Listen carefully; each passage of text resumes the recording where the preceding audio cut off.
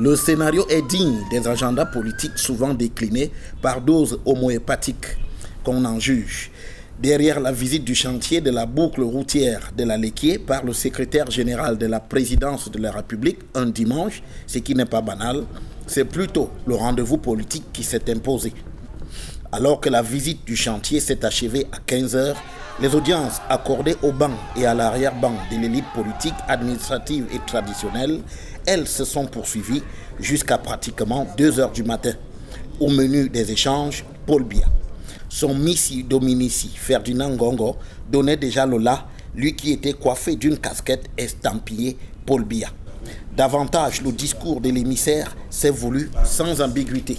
Tous les efforts nécessaires seront faits pour que les populations de la Léquié qui ont toujours apporté un soutien massif au chef de l'État puissent avoir satisfaction. On a donc joué des symboles.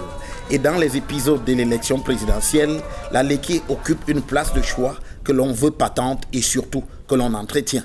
En 1992 et 2011, Mona Télé a été présenté comme la rampe de lancement du triomphe de Paul Biya à ce scrutin. Et cette fois, à défaut d'en rester au seul chef-lieu du département, la boucle routière plus globalisante parle forcément plus encore.